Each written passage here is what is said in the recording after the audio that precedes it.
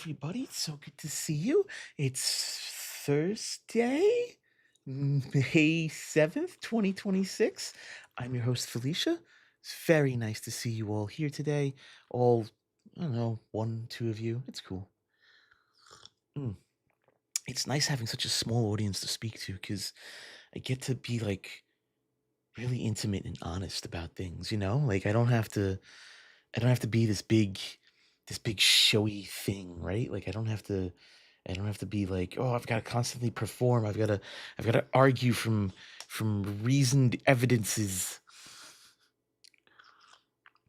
We can just sit here, we can relax, we can chat, we can have a fairly decent morning, 7 o'clock in the morning here on the East Coast. And I hope you are having a wonderful morning, a beautiful, beautiful morning yeah, okay, I'll call it a beautiful morning. Why not? It rained a lot last night, and so the morning itself was, one of those humid mornings that those cold humid mornings, the kind where it was chilly enough out to wear a jacket while I was on my walk, but it was also like way too wet and moist out, so you still got like damp. It was ugh. It wasn't beautiful out, but the sun was starting to come out, and that'll dry out a little bit today, so that'll be good. So that'll be really good. That'll be really, really good. I have so much on my plate today. So much I have to do at work. So much I have to do in my life. I have ID stuff I need to take care of. I have car stuff I need to take care of. So many real life things that have to happen. And I'm planning out a little bit of a vacation after this release stuff is done. Just utterly so much happening right now. So much happening. Excuse me. Yeah, and I'm very tired. I'm extremely, extremely tired. So, good morning, Nav in the Discord stream, and good morning, Faye in the live stream, and everyone else who happens to be watching, if you are, and if not, yeah, screw you, I guess. I don't know. Mm. So, what's going on in the world today, huh? Does anyone care, really? I mean, honestly, the older I get, the less I care. Like, the older I get, the less I seem to really care about what's happening in the world. Like, I mean, I care about what's happening in the world. I care about things like Gaza. I care about what's going on with the Iran stuff. I care about people like, I emotionally care about people being affected by stuff. But I seem to care less about like Jeffrey Epstein's suicide note that was released, right? I care less about um Marco Rubio visiting the Pope. It's interesting that a practicing Catholic is visiting the Pope today, especially on the heels of Trump still misunderstanding what the purpose of the Pope is. Um, I care less about apparently Disney Plus is changing in 4 days. Next week it apparently gonna go a big transformation. Apparently it's going to, I don't know, release R-rated Marvel Studio movies now or some stuff like that. I don't know. Whatever, who cares? I've had to stop caring or at least look away. Yeah, Faye, there is that. There's the look away aspect of it, but I do keep my eye on things too. I mean, I have reason to keep my eye on things, but there's very certain things I keep my eye on. And I'll be honest with you, I'm just like totally burned out, right? Like of all the panic stuff I've been burned out of it for a while, but like the panic talk around AI and the panic hype around AI, like Claude Mythos is gonna destroy the world. Woo! Like, stop. Just stop. Just stop. Um, things like oh, everybody's gonna lose their jobs and become unemployed because of AI. No, stop. Please stop. There's not enough compute. There's not enough memory to go around to even make that plausible. The only people that are gonna lose jobs are people that likely shouldn't have had jobs in the first place. And let me take that back. Not that they shouldn't have had jobs in the first place, but that they shouldn't have had the positions that they were in the first place. I more than likely think that like management and white collar work will probably go the way of the dodo before creative work goes the way of the dodo. Before creative work like artists and musicians goes extinct. But this the whole hype of it doesn't matter, does it? Like, I hate it. I hate it so much. Um, yeah, so that's it. That's the show. Goodbye, everyone. There's too much panic going around. Not enough stuff. Mm, not enough good stuff going around. Felicia by nature, do you wish to engage with ODB? Um, yeah, I can engage with him if he really wants to. If he wants to spam the chat this morning, he can go and spam the chat. We'll see what he's up with. We'll see what he's up to. I don't know what's going on. I honestly don't know what's going on in the apologetics world. I've been so disconnected from it because I've been trying to figure out like what I want to do with my chat room, my YouTube channel. Because I'm kind of at a crossroads with it right now. I'm so bored of the counter apologetic stuff that I just don't feel like making videos anymore. And I don't feel like putting in the effort to respond to this stuff anymore. And it's just like I'm thinking of maybe instead of doing like pre-scripted stuff, maybe doing like off the cuff responses, maybe like a logic style of response. Just test the waters out with that, maybe. Um, or if I even want to continue to make videos. Because I mean, I want to continue to do live streams. I want to continue to do like a morning show type of thing. Just have tea with you all this morning. Lemon hibiscus this morning, by the way. Check the chat. I am checking the chat. What chat am I looking at? What chat should I be looking at, Faye? I'm looking at the live chat right now. I do not see him.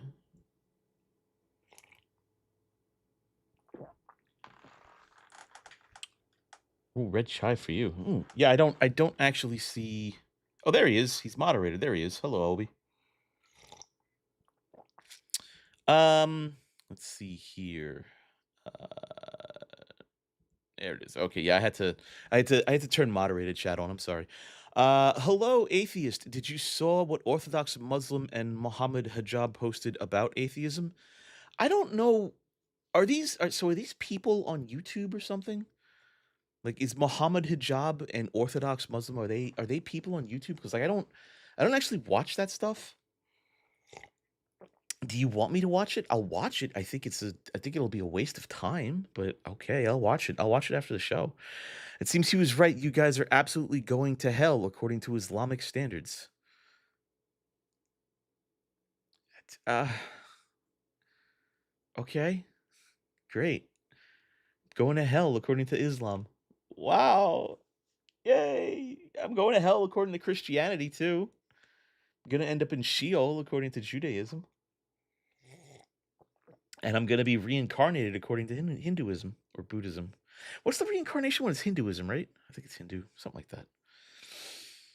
And in terms of Scientology, I'll probably cease to exist. In terms of Mormonism, I'm going to hell. In terms of let's see what other religions. In terms of Satanism, none of that's real. So whatever. What other religions can we pick on? I don't know what the tenets of Shintoism are. I don't know what a sheik would say about me. I'm pretty sure a sheik would be like, "You do you." I have so much else to worry about in the world. Hindu and Buddhism. Buddhist and Jainas. That's right. Yes, I'm going to hell. But yes, I actually had the moderated chat turned off, so I didn't actually see what he said. But hello, Obi. It's good to see you again. It's good to see you. Yeah, the reason you end up in moderated hell, Obi, is because you end up spamming like all of the chats, and YouTube just does that. Like I don't have any control over that. YouTube just automatically just decides who lives and who dies. Kind of like your god. It's weird, right? Callie Woo. Yeah, Callie Woo as well. I'm trying to think like who else ends up in hell? What type of what is my immortal soul going to be like for various denominations of whatever that believe in an immortal soul? What does a process theologian think? I don't know. I actually have to look that up. What a process theologian thinks. I think that all really depends. I think that all is very, very, very dependent. But like just because an apologist on YouTube proclaims something, right? That doesn't mean that it's accurate to the theology that they're representing because it's one person's interpretation, and that requires evidential standards. And he can give all the arguments he wants, but arguments aren't evidence. Oh, hey, wait a minute. Did I just mm, did I just tie that together? Oh, wow, that's weird. That's so weird. I just tied that together with the title of the show. Yes, process theologians want to have all of the cake. Yeah, they want to have all of the cake and none of the they want to have all of the cake and none of the bad sides of their theology. And so process theology does end up being a little bit problematic in that regard. But at the very least, process theology and the way they've come to their conclusions tends to be a little bit more critically minded than anything else.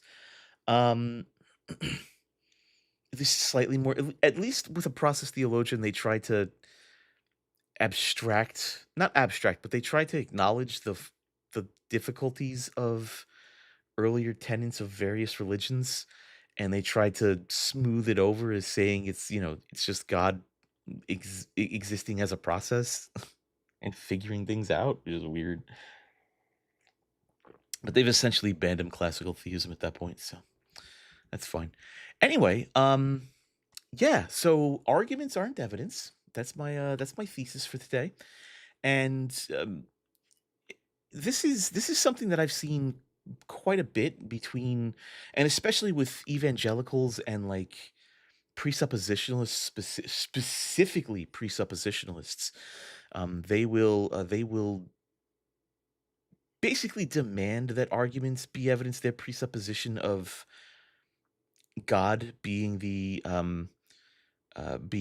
font of rationality, reason, intelligence, consciousness, morality, everything essentially, uh, basically entails that they must conclude that arguments, that valid, reasoned arguments must be evidence for something, which is a very strange entailment when you consider that we're very flawed human beings with flawed reasoning capabilities, and we have to rely on skepticism to help us sift through things that are accurate versus things that are inaccurate. So, for example, if I make the claim that I won $1 billion lottery, while you can dismiss that because it's plainly not true, I'm sitting in the corner of a place where I'm hiding my kitchen equipment behind a blanket, so it looks at least a little bit more presentable on stream. It's clearly not true that I'm a billionaire, but um, my argument being I'm a secret billionaire, I'm a stealth billionaire. Well, now that argument is now evidence in that weird apologetics worldview. But it's not evidence. It's not evidence of anything other than the fact that I made the claim and that I might be either loony or trolling you, one or the other, or giving a counterexample to why arguments can't be evidence. Um, but it's a really weird logical entailment that a lot of evangelicals, especially the Reformed Protestant evangelicals, will put themselves into. For example, they'll say the Kalam is evidence for the existence of God. But no, the kalam is an argument, right? Evidence would be what supports the premises of the kalam. They tend to use it as like they I don't know I don't know the best way to put this. It seems to be common among evangelicals and presuppositionalists because their methods treat propositions I'm sorry, their methods treat reality as downstream of propositions. It's a really weird sort of, um, framework to be inside. "Hey, Valerie, good to see you. Yes, the illusion is shattered." My antithesis. Will you elaborate on the antithesis of your thesis? The antithesis of my thesis is good morning, Ryan, good to see you.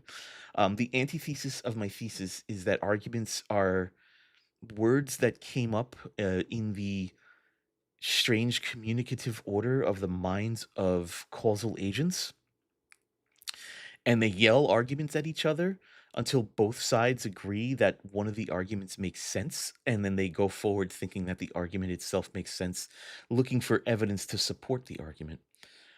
So I'll give you another example of why arguments aren't evidence. Um, General relativity does not preclude faster than light travel. It only says as you approach the speed of light, as you approach the speed of massless objects, you will need infinite energy to reach that speed. It doesn't say you can't have something that already exists faster than the speed of light. We call that particle the tachyon. But that argument is not evidence that the tachyon exists. The math may say the tachyon can exist, but the math is an argument that the tachyon could exist. It's evidence that maybe we could spend time and money searching for a tachyon, but it's not evidence of the existence of the tachyon. Likewise, the Kalam cosmological argument might be evidence that you believe this, but it's not evidence that the universe actually began with a creator being. You have to demonstrate that. You can make the logical argument all you want. You can say, if all of this is true, this naturally follows. Well, you have to prove all of this is true, and then you actually have to prove, you have to demonstrate the conclusion. You can have a conclusion that is valid syllogistically, logically, argumentatively, and still have the result be invalid. We have that all the time in science. We have that all the time in science. Hey, we've logically argued this. Well, we don't observe this. Guess it doesn't exist. Guess the logical argumentation sucks. Guess it doesn't mean anything. So arguments aren't evidence, and this is like the really weird thing about apologists. Kalam always seemed dumb to me. I don't grant the first premise.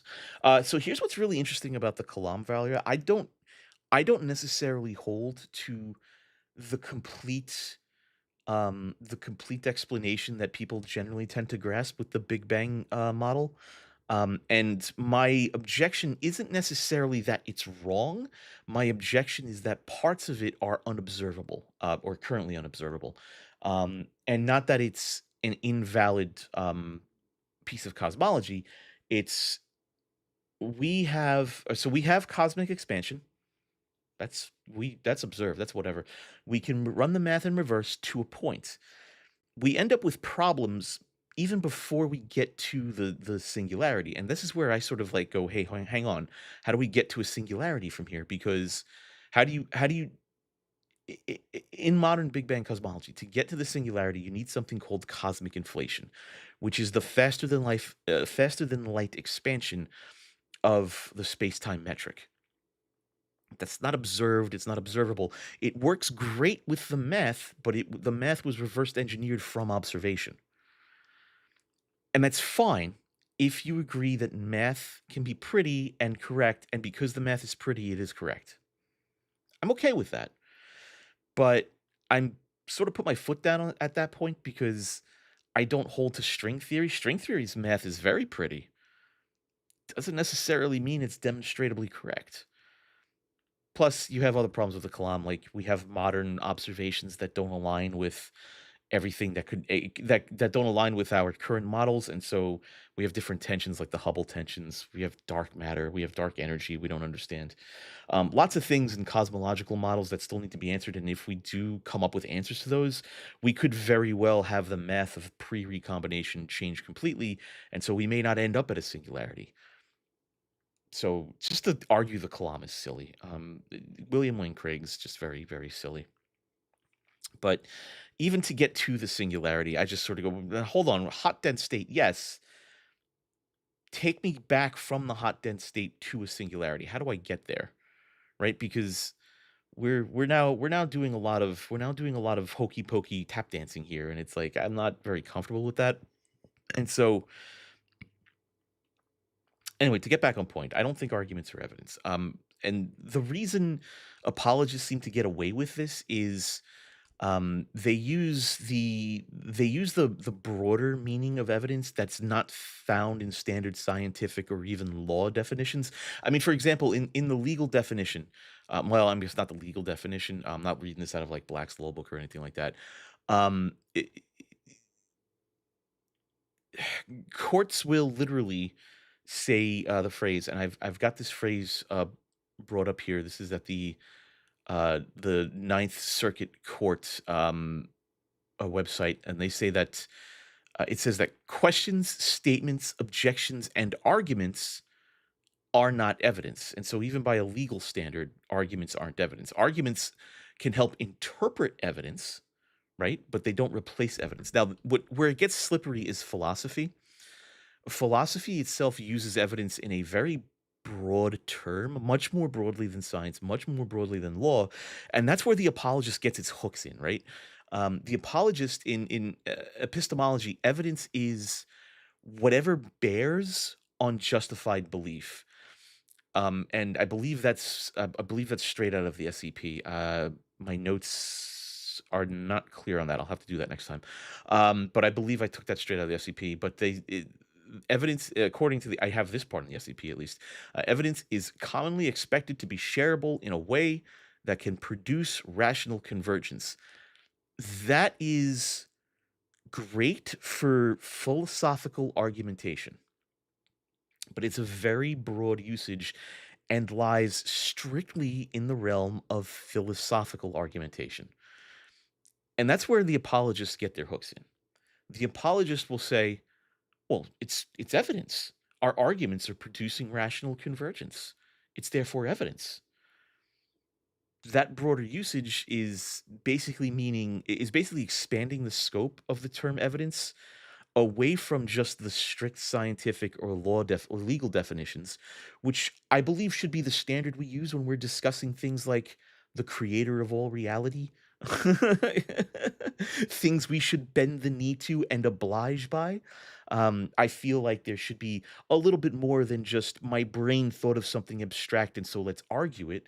I feel like there should be something a bit more fundamental about that than just, hey, my brain did something weird. Um, but essentially, they expand the definition of evidence from something that can be demonstrated to, or something that supports a premise in a demonstrable way, to evidence now means a reason I think supports my belief, not an interaction with the world that constrains models or anything like that. Evidence then just becomes reasons I believe.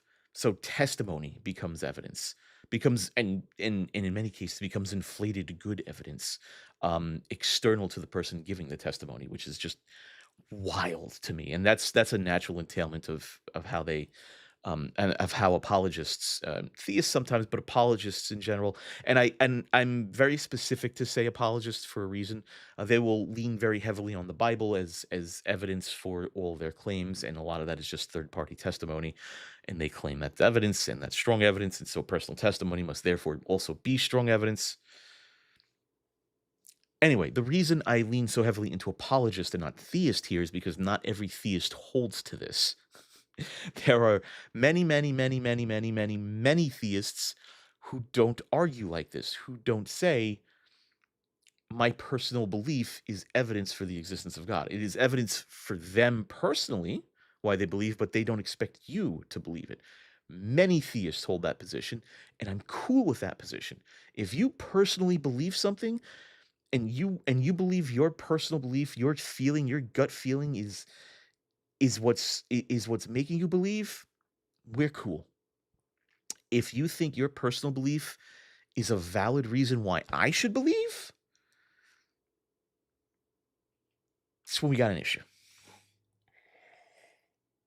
Let's go check what the chat's saying here. It only points towards the singularity. I agree. My vagina is a singularity. You can get lost in there.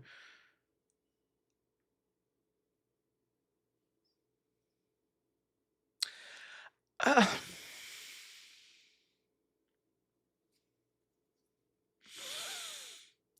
there's a weird argument to be made about insemination here. And I think there's a weird argument to be made here about insemination, Ryan. And I hate the fact that you made my brain go here. I hate the fact that you made my brain go. I love the fact that you made my brain go here. I hate the fact that you made my brain go here. I both I both love and hate it. Oh my god. It does boil down to definitions, Faye.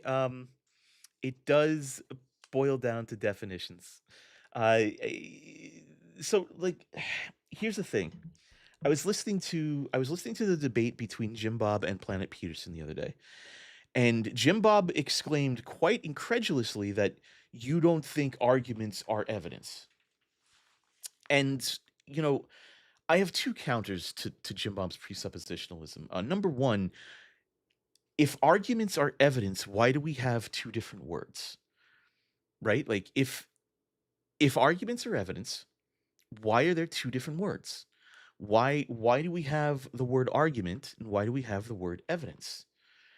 Arguments can support evidence. They can give you a valid reason, a valid story around the evidence. They could frame the evidence. But saying that you have thousands and thousands of arguments does not mean you have thousands and thousands of justified reasons for believing in something. You just have arguments. I could come up with thousands and thousands of counter arguments, which is part of the reason why I'm like so tired of doing counter apologetics, because it's so damn easy to come up with counter apologetics that it's just like cares. It's so stupid. The whole apologetic scene is stupid, but listening to somebody like Jim Bob, who I believe is a bad faith actor, there's no way he truly believes the stuff he espouts. Um, because in order for an gosh, in order for an argument, see now I'm doing the thing again, guys, girls, I'm doing the thing again where my brain is trying to come up with the scenario where it's valid that an argument is evidence, and the only way an argument can be evidence, right, is is if there's a platonic form of argument. Like the only way for an argument to be evidence is if arguments exist platonically somehow. Like they exist structurally, not as abstract thoughts as a back and forth between interlocutors, but they exist as like there is real they're as real as this, which fell down. They're as real as my bag of cell phone repair tools. Um, that's the only way an argument could conceivably be evidence.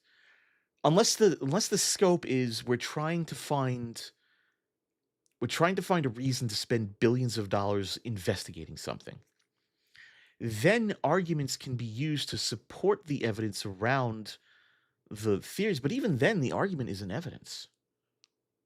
I'm struggling so hard to come up with what it would take for an argument to be evidence. And this is just another reason why presuppositionalism makes no sense to me.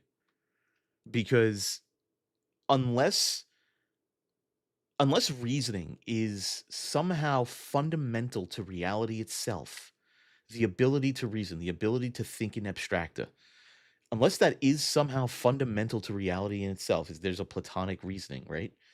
Unless there's that, arguments can't have evidentiary weight.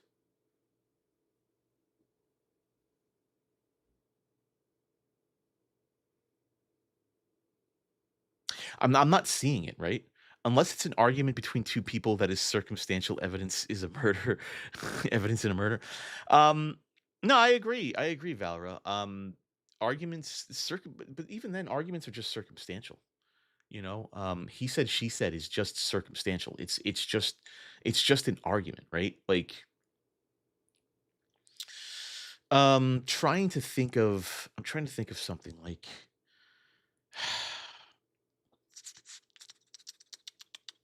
If all you have is circumstantial evidence, if you have a body that was clearly murdered, had a knife through the heart, and you have no other evidence, you don't have fingerprints, you don't have DNA evidence, you just have a knife through the heart, and you have one person accusing another, like there's no other evidence, there's no footprints, there's no cameras, there's nothing, right? There's not even like a missing wallet or anything, it's just a freaking random dead person with a knife through the heart. You have one person that claims another person did this, and the other person claims they didn't do it. That's two arguments. That's two pieces of circumstantial testimony. Um, wh- how do you what's the symmetry breaker there, right? Like, so That's the other part with, like, things like Made by Jim Bob, Jay Dyer, Darth Dawkins. There's no symmetry breaker here. There's just this supposition that because we have a rational argument, and I'm assuming it's a rational argument to begin with. I'm not even gonna nitpick all of the arguments at this point. I'm so tired of nitpicking, right? But assuming that the argument is rational, if I have a rational counter argument or I have a rational inversion to that argument, if there's no symmetry breaker between the two, then there can't be any evidentiary weight. I see. My problem is I also went back and I watched the video where Joe Schmidt, Majesty of Reason, criticized Matt Dillahunty's claims aren't evidence um, stance, and I still don't understand that. Like he gave a P or not P syllogism type of thing of why claims can be evidence, and that holds only in it holds only in casual discourse, and it holds only in some philosophical circles. You can't even use it in like philosophy of science. And it's really weird how how so many theists will hold to this idea, to hold to this notion that arguments are evidence, that claims are evidence. And it's just like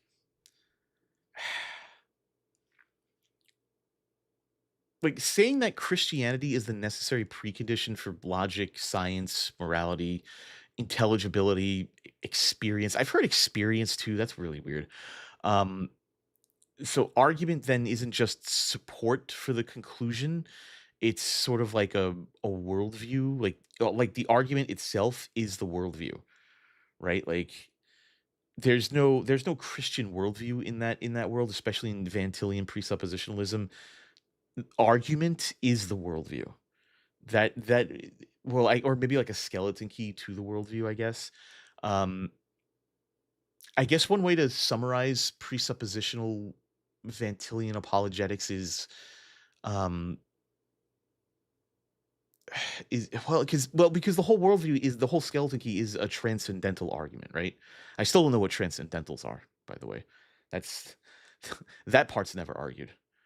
So I guess argument then becomes the worldview. Like it's not Christianity is the worldview. It's that it's yeah, God, it's weird because now that I go down, I start thinking about this. The worldview isn't Christianity in Van Tillian presuppositionalism. That's an assertion. The worldview is reason and logic and argumentation. So weird. I guess it makes sense as like a branch of evangelical apologetics, or a branch of Reformed Protestantism where they argue endlessly about things, and many do so very poorly. So I can see why then the statement "argument is not evidence" can be said to be a rejection of reason from that worldview, because if Christianity is the ground of reason, arguments necessarily come from reason, and so rejecting arguments as evidence means rejecting reason. I get where their point comes from. They're completely wrong because it's an ass backwards way of thinking of everything. It's like talking to a young earth creationist about how reality actually operates. It's like, okay, you think that way, you're stupid, so I can't help you. Goodbye. I reject arguments being treated as the thing is, I reject arguments being treated as substitutes for probable support, right? Like I hold that reality is a black box that we can't fully understand. Like we can only poke at it and get data back, and then the statistically significant data we call like knowledge.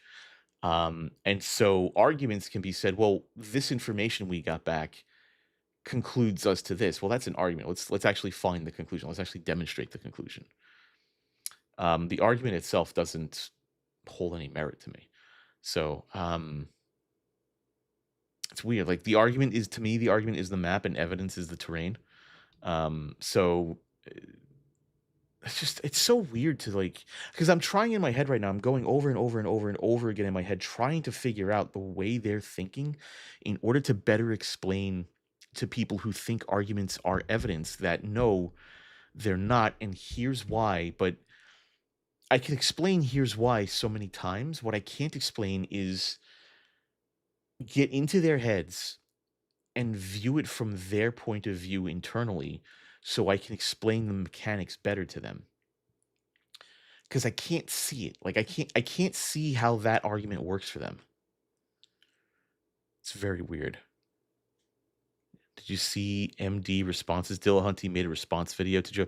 Yeah, I saw Dillahunty's response. It was an excellent response. I still hold that Joe Schmidt is not particularly trustworthy in terms of the content he produces. I feel like a lot of his content he produces is like does half the homework and just makes broad statements. So I generally tend not to watch Majesty of Reason unless he's doing something really controversial. I generally tend to sort of stay away from his content. He's very intelligent. He's very philosophically rigorous, very philosophically trained. But the content he presents the conclusions he wants. He never really examines the full breadth of the topics that he wants to cover, and so he just races to his conclusions, I guess. Is one way to put it, which is fine for he's doing these massive YouTube videos.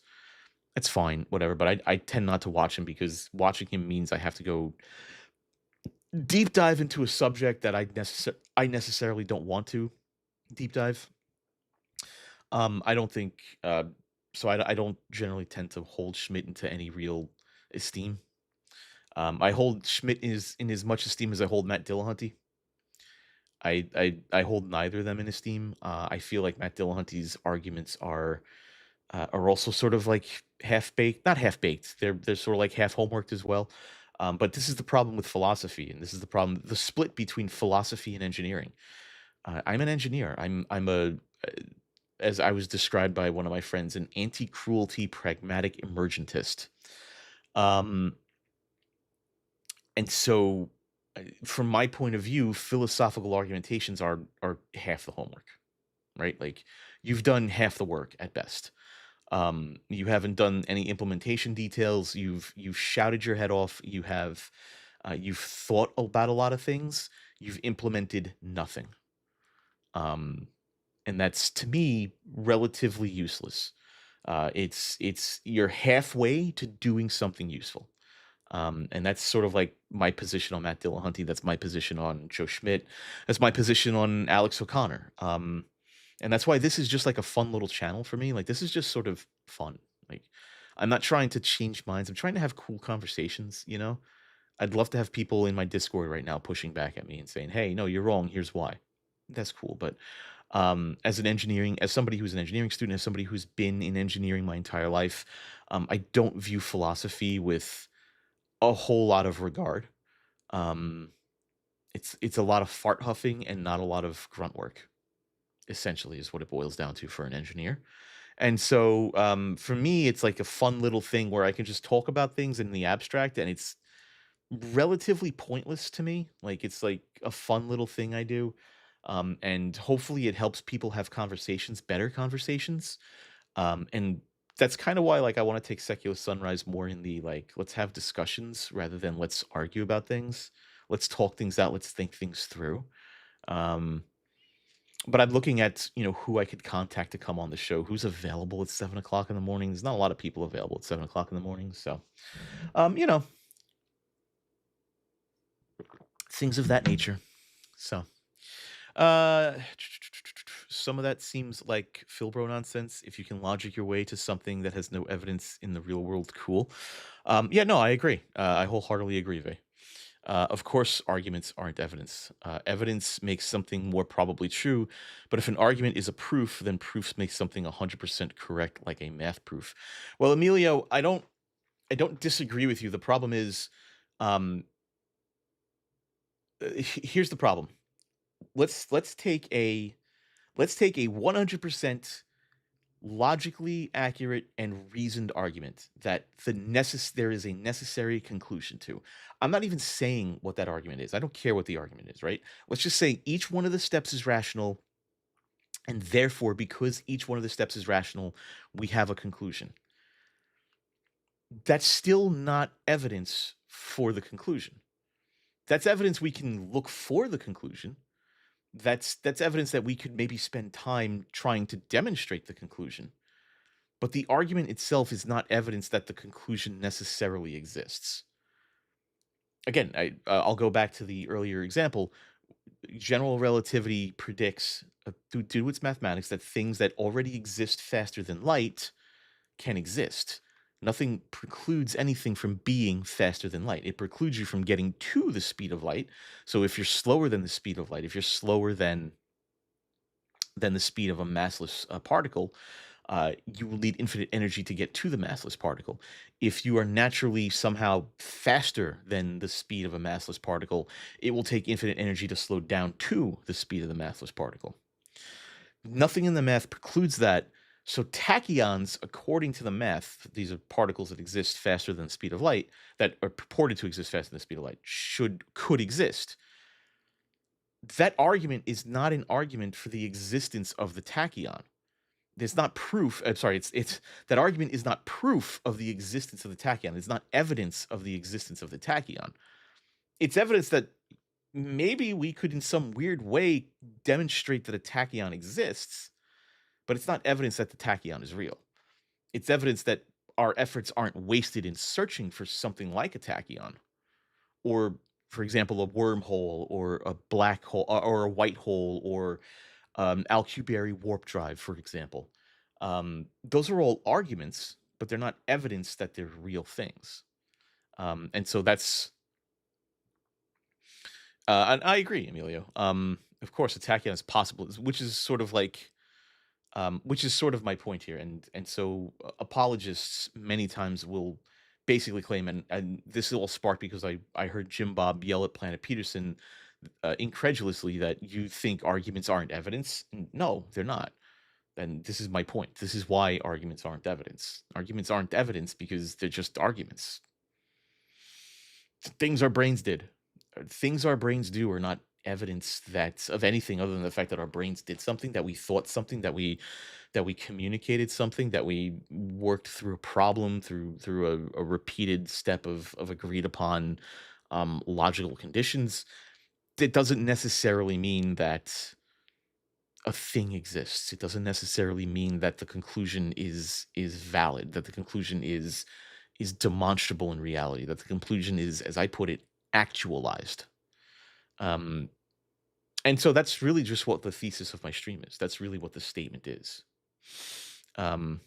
It's things our brain. Well, Faye, I mean, arguments are things our brains do. A lot of the stuff surrounding theism in general tends to confuse things our brains do for things that are transcendental, or things that are for things that are transcendental, or things that are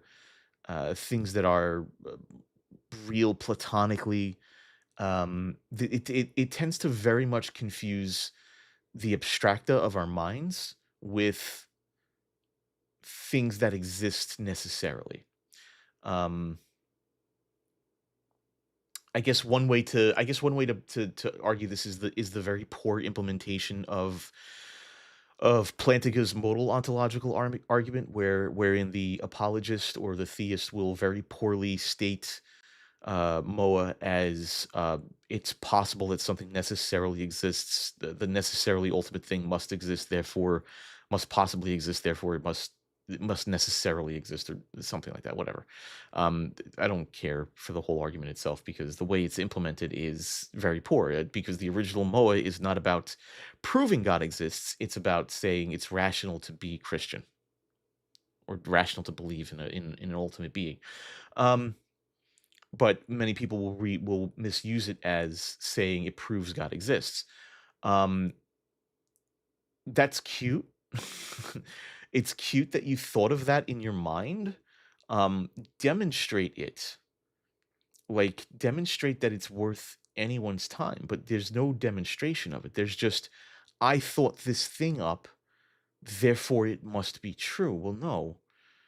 Just because I thought a thing up does not mean it must be true.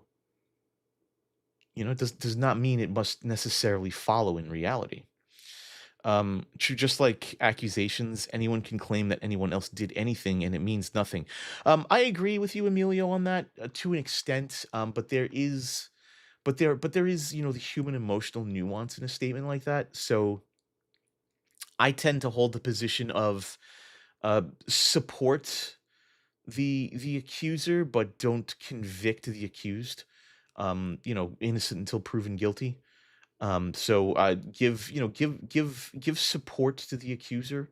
Be like, hey, listen, I know you went through something here, but just because the accuser says the accused did something, doesn't mean I'm going to immediately spin that into. Doesn't mean I'm immediately going to spin that into a conviction and condemnation. You know, um, you're bad with human emotions. It's okay. Emergence is tricky. I don't think emergence is tricky, Faye. I don't think emergence is tricky. I think emergence is complicated, but I don't think it's tricky. I think it's tricky to explain, right? Like explaining emergence is very tricky. As soon as the really weird thing is I used to think arguments were evidence. Um, Back when I was a Catholic, deep into my Thomistic metaphysics, I used to think that arguing from Thomistic metaphysics was a form of evidence. Um, and it's so weird to go back and try and think that way again, to where I'm just like, but I don't see that anymore. I don't see the world that way. It's a way of thinking that is right now completely shut off to me. And I remember thinking like this. I remember telling one of my religious studies professors that uh, I forget which argument it was, but this argument is evidence of God's existence. I remember very clearly using that phrase. Um, and now that I think back on it, I don't understand. First, I don't understand why I said it, and then I don't understand why the professor blindly accepted it. Um, it's a religious studies professor, so whatever, right? And I'm having such a I want to put myself in that mindset again, so I can figure out a better way to explain to somebody who thinks like that why that's incorrect.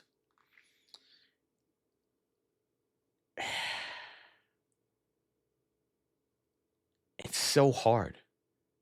It's so hard. If you can get them to understand that brain states are an emergent phenomenon of a relational network of neurons. If you could get them to understand that, you could get them to understand that arguments that come from brains must necessarily just be human bounded. It must be human fallible in some way, and so we must respect that the argument exists, that the argument could be logically valid, could be sound, could have a logically valid conclusion that is necessarily conclusive from the argument itself, and yet could be disproven by our interactions with reality. And so if I argue that God necessarily exists and the argument is irrefutable philosophically, rationally, if that argument is just completely irrefutable and it necessarily concludes that a metaphysical God entity exists, if I interact with the world in a way that disproves that logical conclusion, then something about the logical chain is flawed, or something about the conclusion itself is flawed. We could say we have this evidence, that evidence, this lack of evidence, this silence of evidence that shows that this conclusion is nonsense in some manner. And so we have to go back and rethink how we came to that. And so, I mean, at that point, the rules of logic would have to be either altered or adjusted, or, more become more parsimonious with what we observe with reality. Um, but like, but the argument itself wouldn't be that evidence. I'm trying to figure out a way to explain to people the difference between taking a set of words that sound really good and operate functionally on paper and translating that into reality.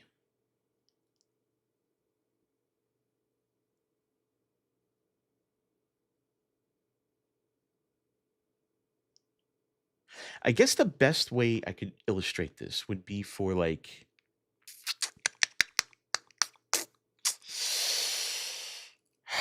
outlining a project, a company software project. You can outline the project, you can say, you can take all of the requirements from the client and you can build a system based on those requirements that meets the requirements, that gives you the outputs of the that gives you the required outputs. And you could say that that system is true. It's logically coherent. The system interacts properly. The outputs will be correct. You can implement that system and execute that system, and the outputs will be correct. And then you hand it back to the client, and the client says, no, no, no, that's incorrect. That's what it's like for me for arguments, right? You can go back and you can go through the requirements all you want and come to the same exact conclusion 1,000 times over, but as soon as you implement that set of requirements, that set of propositions in the real world, and the real world pushes back and says, "No, that's wrong," it doesn't matter how valid the argument was. It doesn't matter that your argument was this golden child of philosophy and logic and apologetics. None of that matters. What matters is what reality came back with. Yeah, map versus world, essentially, or map versus road. They don't call it blind faith for nothing. um, yeah, there's a lot to do with blind faith. Again, I'm not necessarily opposed to blind faith when it comes to things like religion or things like feeling better. I'm more than happy to allow people to have blind faith if it means they're happier in life. It's fine. I don't necessarily care that they're not behaving logically or rationally. What I care about is the expectation that follows from that blind faith. If that blind faith necessarily involves you expecting me to behave in the way you demand other people to behave because of your blind faith, that's when I have a problem, you know? That's when I really have an issue. I don't necessarily care if you have blind faith that Jesus resurrected. I don't necessarily care if you have blind faith in the truth of the Bible or anything like that. What I care about is if you want to take that blind faith and then you want to enforce that blind faith on other people. You want to do nasty things like, found the Discovery Institute and try to teach things like young earth creationism or intelligent design to people as some sort of valid scientific endeavor when it's very clearly not. It very clearly requires things like miracles to occur. Um, that's when I have a problem with it. Like, if you stick to the scientific method completely and don't appeal to fallacious reasoning, then fine. If you can scientifically prove that the Earth is 6,000 years old, you can scientifically prove that the abundance and variety of life on this planet is due to something other than evolution, and you do it more parsimoniously with better predictive power than evolution currently has, I'm down with that. But I'm not okay with blind faith just insisting. I don't like insistence on external insistence, and that's kind of what the arguments are evidence boils down to for me. Is like it's just an insistence. You're just insisting that your philosophy is correct. You're just insisting that your logical chain of events is correct. I mean, take the argument from God from set theory notation. It's a corruption of set theory, but because we have a universe, or we have C, right? We have creation, we have C, or we have U for universe. We have the universe, which is the set of all things, and there necessarily exists a G outside of the universe. And so G can't be the set of C, but therefore C must be the subset of G, or some shit like that. It's a really stupid argument, and it actually requires that the user being argued to doesn't understand set theory notation, and doesn't understand how it's being misused and misapplied. But let's just assume that the mathematical set theory argument for God is valid. It doesn't prove anything. It just says you noticed a quirky little thing within set theory that could essentially wedge God in, but unless I'm mistaken, um, unless you're a mathematical realist, I'm sorry, not a mathematical realist, a mathematical Platonist, it doesn't demonstrate anything. It it's just an argument. Okay, cool. What's the demonstration that the argument is right, is correct, has actualized? To quote Aristotle, he who says that what is, and what is not, says the truth, and he who says what is not, and what is not is, does not say the truth. If evidence means something that raises the probability of a belief being true, wouldn't arguments be evidence since arguments has the capability? Um, no, not necessarily. Arguments don't have the capability of raising the probability of a belief being true. You've slid what an argument is. An argument can only demonstrate something. It can only demonstrate that there is possibly a link between something, but that doesn't necessarily mean that the evident that it is itself evidence of what is actually true. Do you understand? Like that's not evidence. That's just the argument that the evidence must conform to something. That the premises must conform to something. So saying that saying that general relativity predicts tachyons is not evidence for tachyons. It doesn't even raise the probability that tachyons exist. It never can. You can't say that tachyons necessarily exist more probably because of general relativity. You can say that you could say that general relativity gives us reason to believe that we could spend time investigating the existence of tachyons, but that doesn't necessarily raise the probability that tachyons exist. Does that make sense? Like you can raise the confidence in belief with an argument, but you can't necessarily demonstrate anything with the argument in reality. You can say that the argument itself has um what's the word I'm looking for? You could say the argument itself supports a story that evidence um necessarily supports, right? Like so you could say the arguments are the story around the evidence, but the story can change. I'm trying to use this in like the most colloquial way I can, and it's failing so bad. Um, so like white holes, right? We can go white holes. You can make an argument from general relativity that white holes should exist. Doesn't mean the probability of white holes existing is raised just because the argument said so. I'm trying my best here to try and help you understand this because a lot of times when arguments or evidence are used, it's used in the very philosophical, metaphysical plane, which is fine if you want to stick strictly to the definition of evidence in philosophy, in epistemology. So it's whatever bears on justified belief.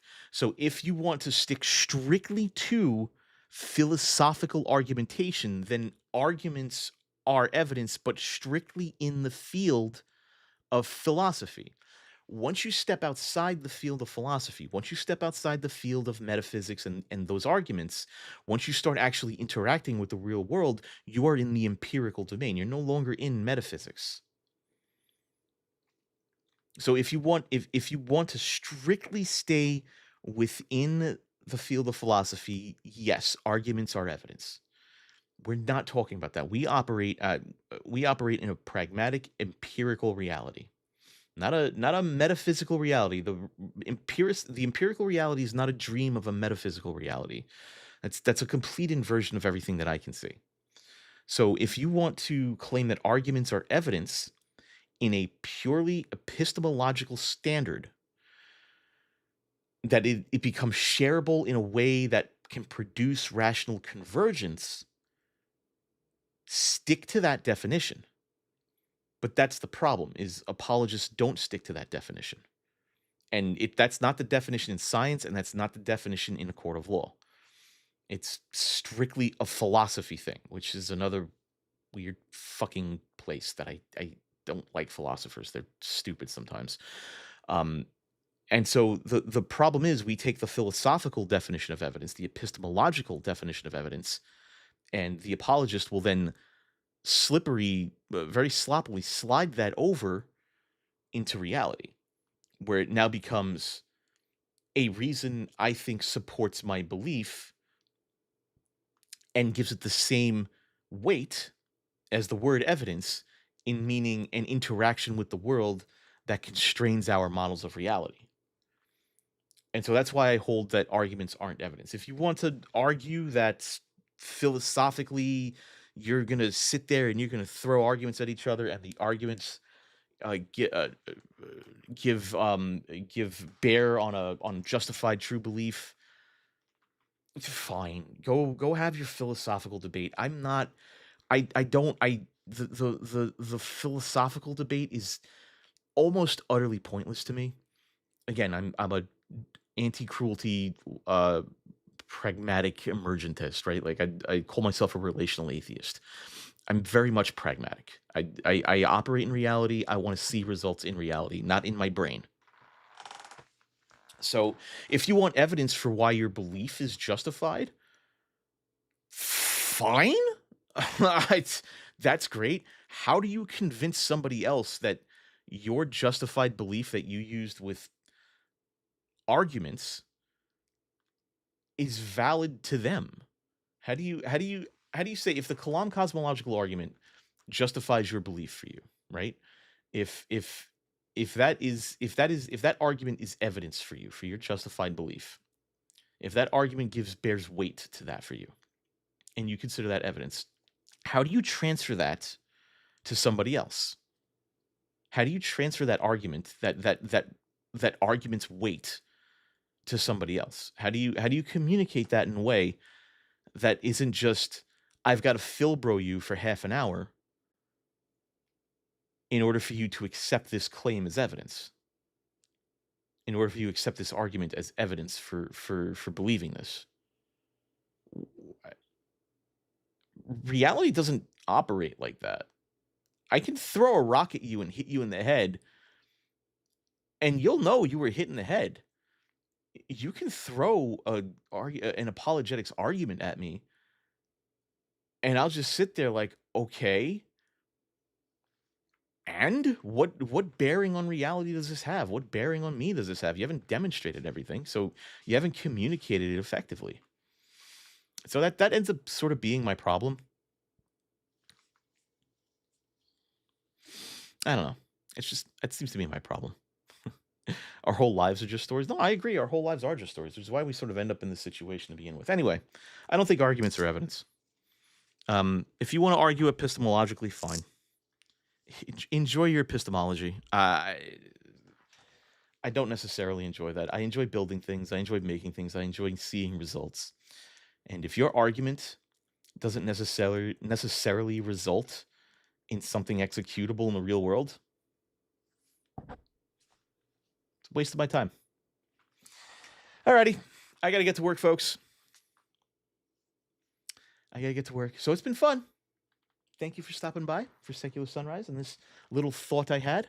And I hope to see you tomorrow morning, bright and early, 7 a.m. for Friday, where I think maybe I'll do a response video. Maybe we'll do something like that. We'll respond to a short little clip. We'll see how that goes. That's all the time I got. See you tomorrow.